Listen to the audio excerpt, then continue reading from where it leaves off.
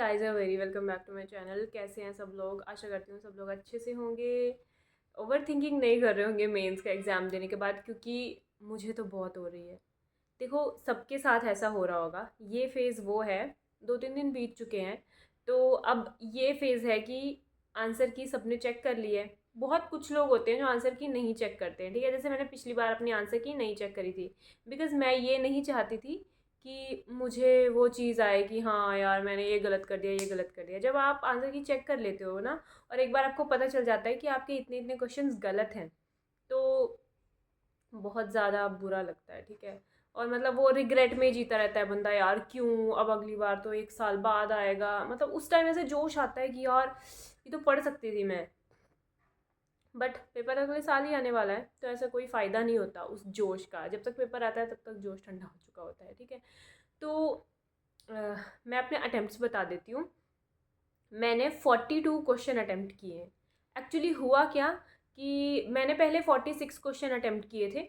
मैंने 4 क्वेश्चंस को अनअटेम्प्ट किया। एक मैंने वो वाले क्वेश्चन को अनअटेम्प्ट किया जो क्रॉप यूज़ एफिशिएंसी का क्वेश्चन था, ठीक है?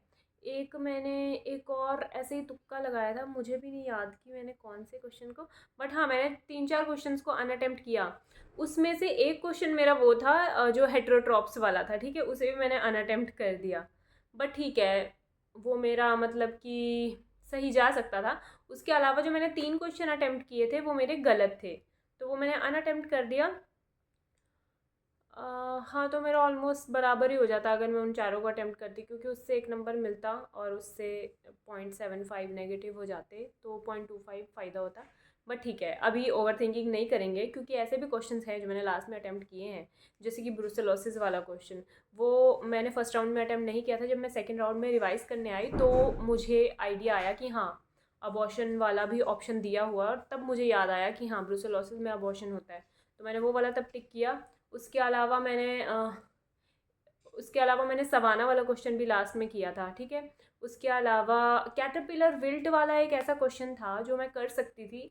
मुझे पता नहीं था कि उसे कैटरपिलर विल्ट बोलते हैं। जब जैसे ही मैंने ये देखा कि कैटरपिलर विल्ट कौन सा है, तो फिर ऐसा लगा कि जैसे यार पता नहीं कौन सा डिजीज़ होगा, है ना?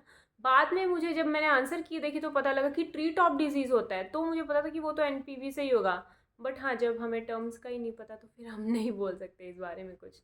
मुझे सब लोग कमेंट करके बताना कि आपने कितने अटेम्प्ट किए, और दूसरी बात कि आपका फर्स्ट क्वेश्चन क्या था। मेरा फर्स्ट क्वेश्चन वो वाला था जो था कि ड्रिंकिंग वाटर, जो फील्ड में पानी डालते हैं, वो ईसी कौन सा होता है, ठीक है? उसका ईसी कितना होता है, वो वाला क्वेश्चन था मेरा। तो वो तो ऑब्वियसली हार्ड था, तो कुछ समझ नहीं आ रहा था कि यार ये पहला ही क्वेश्चन क्या आ गया है। तो मुझे ये भी बताना कि कितनों को लगा कि हाँ पेपर टफ़ था, कितनों को लगा कि हाँ मॉडरेट था। मुझे टफ़ लगा क्वेश्चन। देखो, एग्ज़ाम टफ़ लगा। टफ़ इसलिए हम बोलते हैं, कुछ एक चीज़ें होती हैं। अब मैं ये नहीं कह रही कि सारे क्वेश्चन टफ़ थे। देखो, 10 से 12 क्वेश्चन थे, वो बहुत ईजी थे। वो प्रीवियस ईयर के बेसिस पे आए हुए थे। 10 से 12 क्वेश्चन ट्रूली, मतलब कि होली प्रीवियस ईयर बेसिस पे आए हुए थे, और वो बहुत इजीली डूएबल थे, ठीक है? लेकिन जो उसके अलावा क्वेश्चन थे, वो टफ़ थे। वो टफ़ नहीं थे, वो ट्रिकी बनाए गए थे। पहली बात, वो लेंथी बनाए गए थे। दूसरी बात, उनमें ऐसी टर्म्स यूज़ की गई थी जिससे हमें लग रहा था कि हाँ, शायद इसका आंसर ये नहीं होगा। जैसे हेटेरोट्रॉप्स वाले क्वेश्चन में उसमें लिखा था कि ऑर्गेनिक सबस्ट्रेट की प्रेजेंस में कौन प्रोलिफरेट करता है। तो आई वाज श्योर कि हेटेरोट्रॉफ ही होगा, क्योंकि ऑटोट्रॉफ नहीं हो सकता और बाकी दो ऑप्शन मैच नहीं हो रहे थे। बट लास्ट में जाके मुझे लगा एक ऑटो इक्निथस कुछ ऐसा लिखा था जिसमें सी एच वाला ऑप्शन था कुछ। तो मुझे ऐसे लगा कि यार अगर इन्होंने ऑर्गेनिक की बात की हुई है, तो हो सकता है कोई पर्टिकुलरली ऑर्गेनिक प्रेजेंस, मैटर की प्रेजेंस में प्रोलिफरेट करता होगा, तो शायद उसको वो बोलते होंगे। तो इस वजह से मैंने उसको इरेज कर दिया। अब जैसे डेमोन्स्ट्रेशन था, तो डेमोन्स्ट्रेशन में सबसे पहले ये नहीं लिखा था कि आप मेथड डेमोन्स्ट्रेशन, अगर वो बच्चा किसी बच्चे ने अगर उसको ऊपर ऊपर से पढ़ा होगा, तो उसमें लिखा था कि इनमें से ग्रुप कन्वर्जेशन क्या बोलते हैं, ग्रुप कन्वर्जेशन का कौन सा मेथड है। तो ग्रुप कन्वर्जेशन का तो वही होता है, उसमें एक दिया हुआ था यार, लेक्चर दिया था कि ऑडिटोर कुछ ऐसे दिया था, ठीक है? तो मैं ग्रुप मीटिंग से करने वाली थी पहले, लेकिन जब मैंने लास्ट में देखा कि जिसमें डेमोन्स्ट्रेट करके दिखाया जाता है, तो मैं फिर रिज़ल्ट डेमोन्स्ट्रेशन करने वाली थी। फिर जब इसमें लास्ट में पूरा क्वेश्चन पढ़ने के बाद पता चला कि नहीं, इसका मेथड डेमोन्स्ट्रेशन होगा। तो कुछ इस तरह का था। अ, मतलब लेंथी थे क्वेश्चंस, टर्म्स इसमें से थोड़ी सी ज़्यादा साइंटिफिक यूज़ करी थी, जिसकी वजह से कन्फ्यूजन पैदा हो रही थी। और बस इस तरह का था। मैंने 42 अटैम्प्ट किए थे। जब मैंने आंसर की देखी तो मुझे ये पता था कि मेरा एक गलत होगा।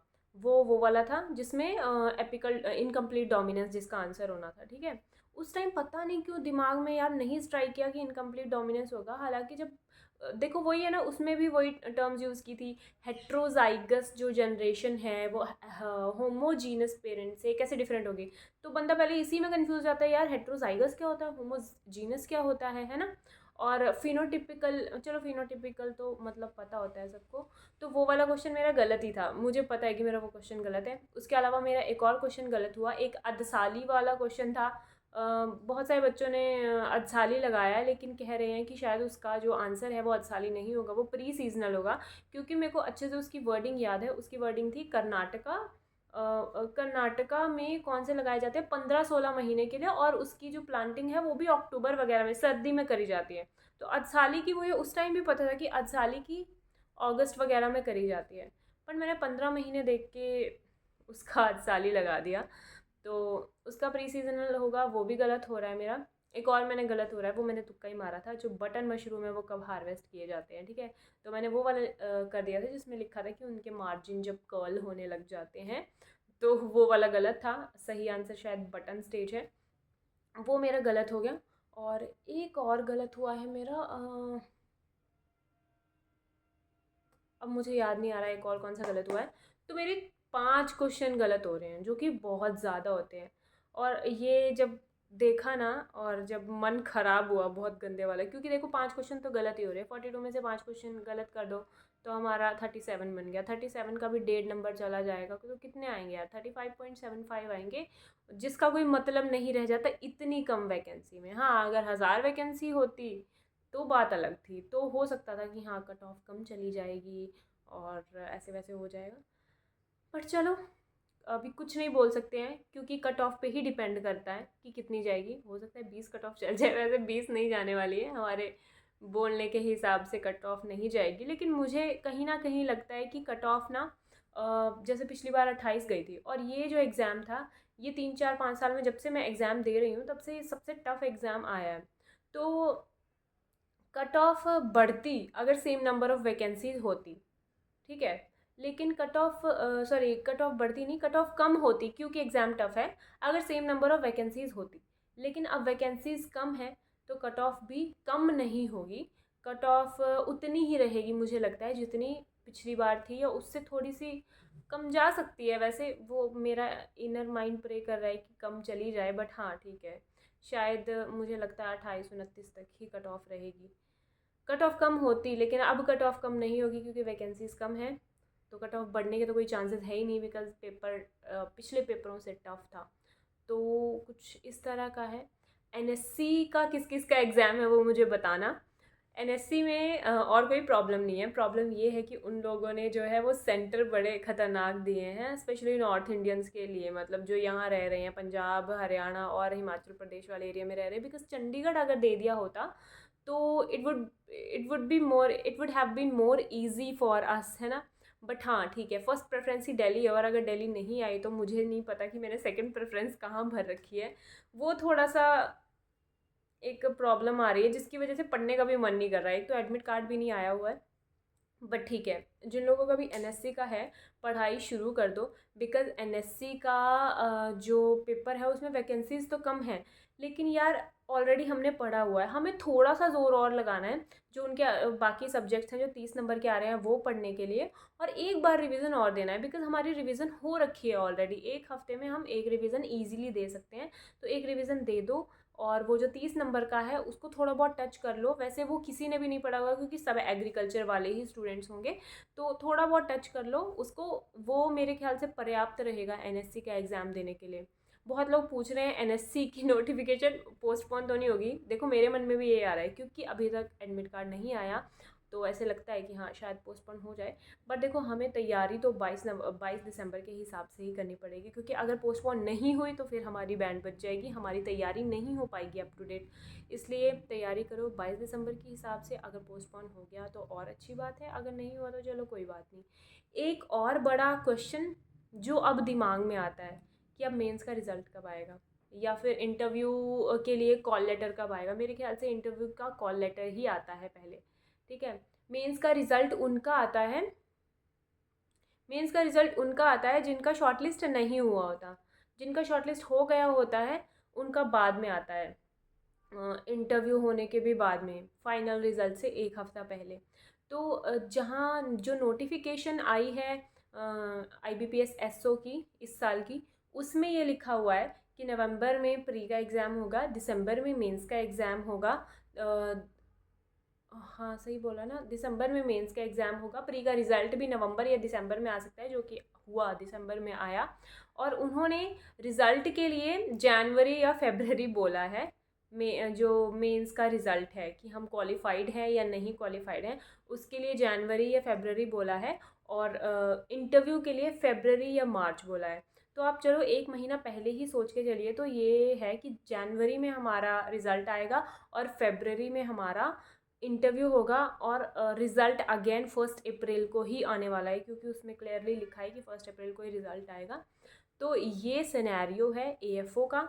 अब हमारे पास गोल्डन चांस ये है कि इस बार हमारे पास ना एक के बाद एक अपॉर्चुनिटी आती जा रही है, तो रेस्ट करने का टाइम नहीं है, जो कि एक अच्छी बात भी है। हमें अंदर से बुरा लगता है कि हाँ यार, एक एग्ज़ाम देने के बाद थोड़ा सा ब्रेक मिलना चाहिए, लेकिन उस ब्रेक में हम सुस्त हो जाते हैं और हम पढ़ना छोड़ देते हैं। तो यहाँ पे हमारे पास NSC का आ रहा है, NSC के बाद CWC की तैयारी कर सकते हैं, और CWC के मीनवाइल हो सकता है कि FCI की भी नोटिफिकेशन आ जाए। तो ये एक अच्छी चीज़ है, इसे यूटिलाइज़ करना चाहिए। क्योंकि देखो AFO का एग्ज़ाम हो गया, जिनका अच्छा नहीं हुआ है उनके लिए एक उम्मीद है कि हाँ ठीक है, अभी मोटिवेशन भी आ रही होगी। जब क्वेश्चन आप देखते हो ना आपके गलत होते हैं तो बहुत दिल टूटता है, ऐसा लगता है कि यार इतनी मेहनत करूँ कि अभी हो जाए। बट फिर ये सोच के दिल टूट जाता है कि यार अब तो AFO का अगले साल आएगा, अभी तो कोई एग्ज़ाम आ नहीं रहा। तो उन बच्चों के लिए, जैसे मैं हूँ, उनके लिए गोल्डन चांस है कि अभी एग्ज़ाम आ रहा है, you still have a second chance to prepare and win, ठीक है। तो NSC में आप तैयारी करो, NSC के बाद CWC की तैयारी करो। देखो CWC में मुझे पता है बहुत सारे लोग डरे हुए होंगे, क्योंकि पिछले साल उन्होंने रिज़ल्ट नहीं निकाला। लेकिन अब इस बेस पे हम तैयारी तो अपनी नहीं रोक सकते ना, ऑलरेडी हम औरों के लिए भी तैयारी कर ही रहे हैं। CWC की तैयारी हम FCI में भी काम आ जाएगी। तो ये सोच के तैयारी करनी है। एस्पायरेंट्स की लाइफ ही ये है कि चलते रहना है। और एक बात बताऊँ, जब हम तैयारी करते हैं ना, बहुत प्रॉब्लम होती है, सुबह उठना पड़ता है ये वो, लेकिन जब हमारा शेड्यूल बन जाता है ना एक बार, तो वो एक अलग लेवल की सेटिस्फैक्शन होती है कि आज हमने 10 घंटे पढ़ाई करी है और हम निश्चिंत होके सो रहे हैं। गिल्ट हमेशा तब होता है जब हम प्रोक्रास्टिनेट करते हैं, ठीक है। तो प्रोक्रास्टिनेट करने से अच्छा है कि एक अपना स्टेबल सा शेड्यूल बनाओ, 6-7-8 घंटे का शेड्यूल बनाओ। ये तब की बात है जब NSC हो जाएगा, NSC से पहले तो थोड़ा ज़्यादा ही पढ़ना पड़ेगा। 6-7-8 घंटे का स्टेबल शेड्यूल बनाओ और उस पर स्टिक करो, because consistency is the key to success, है ना। तो मैं मिलती हूँ आपको नेक्स्ट वीडियो में। मैंने NFL का एग्ज़ाम दिया था, उसका व्लॉग भी मैं ऑब्वियसली अभी लाऊंगी। मुझे पता है कि NFL के यहाँ पे लोग नहीं होंगे एग्ज़ाम देखने वाले, लेकिन वो भी काफ़ी अच्छा एक्सपीरियंस रहा था, बिकॉज़ एक out of the way exam जो हम नहीं कर रहे होते जिसके लिए तैयारी, उसमें हम जितना कर पाते हैं ना, वो देख के सच में सेटिस्फैक्शन मिलती है कि हाँ हमें नॉलेज है। तो चलिए मैं मिलती हूँ आपको अपनी नेक्स्ट वीडियो में, जिसमें हम इंटरव्यू की प्रिपरेशन करेंगे। इंटरव्यू की प्रिपरेशन कैसे करनी है उसके टिप्स। देखो अभी पता है कि इंटरव्यू के प्रिपरेशन का टाइम नहीं है, अभी NSC के लिए सब लोग तैयारी करेंगे। तो NSC के बाद होपफुली इंटरव्यू की वीडियोज़ आने वाली हैं। तो stay tune to my channel, till then bye bye.